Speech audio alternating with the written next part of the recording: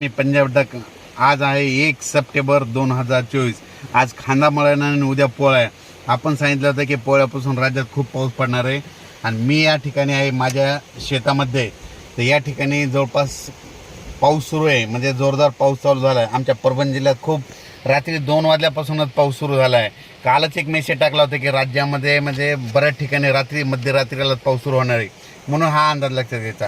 पण सर्वांना सांगू इच्छितो की राज्यात जवळपास सांगायचं झालं तर आता 1 तारखेपासून तर 4 तारखेपर्यंत जोराचा पाऊस पडणार आहे, मुसळधार पडणार आहे. म्हणून जरा काळजी घ्या. कारण की तुम्हाला एक सांगतो, 1 सप्टेंबरपासून 2024 पासून हा 1 ते 5 दरम्यान सप्टेंबर पडणारा हा पाऊस राज्यभर पडणार आहे, म्हणून हा अंदाज लक्षात. आणि या पावसामध्ये विजेचा कडकडाट खूप राहणार आहे. आता दुपारनंतर 3:30च्या नंतर अशा जोरजोराने विजा कडकडणार आहेत, म्हणजे असं आवाज येणार आहे, लगेच विजा देखील पडतील. म्हणून शेतकऱ्यांनी काळजी घ्यावी. शेतामध्ये विजा चमकत असताना झाडाखाली थांबू नये, म्हणून हा अंदाज लक्षात घ्यायचा. त्याच्यानंतर राज्यात खूप जिल्ह्यात 4 सप्टेंबरपर्यंत मुसळधार पाऊस पडणार आहे.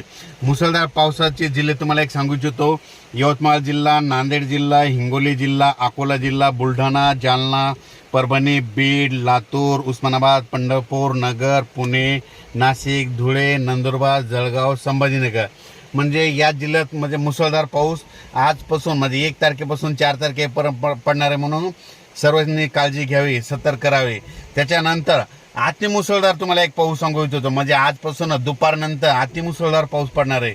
आणि हा अतिमुसळधार पाऊस कुठं पडणार आहे सांगायचं झालं तर यवतमाळ जिल्ह्यात एक जोरदार पाऊस पडणार आहे, नांदेड जिल्ह्यात जोरदार पाऊस पडणार आहे, हिंगोली जिल्ह्यात पडणार आहे, परभणी जिल्ह्यात पडणार आहे, लातूर जिल्ह्यात पडणार आहे, बीड जिल्ह्यात पडणार आहे, नगर जिल्ह्यात पडणार आहे, संभाजीनगरकडे पडणार आहे, सोलापूरकडे पडणार आहे, नाशिककडे पडणार आहे, मुंबई, धुळे, नंदुरबार, जळगाव मध्ये या 14 जिल्ह्यामध्ये अतिमुसळधार पाऊस पडणार आहे. या 14 जिल्ह्याचा पाऊस पडल्याच्या नंतर या 14 जिल्ह्याच्या वरी जायकवाडी धरण आहे आणि नाशिककडचं अतिवृष्टी देखील होईल.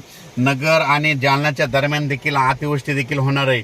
म्हणून धरण क्षेत्रातील लोकांनी, नदीकाठच्या लोकांनी काळजी घ्यावी, कारण की नदीला पूर देखील येईल, म्हणून हा अंदाज लक्षात द्यायचा. आणि जायकवाडीच्या लाभ क्षेत्रामध्ये, कॅचमॅट एरियामध्ये नाशिककडं, नगरकडं खूप मुसळधार पाऊस पडणार आहे.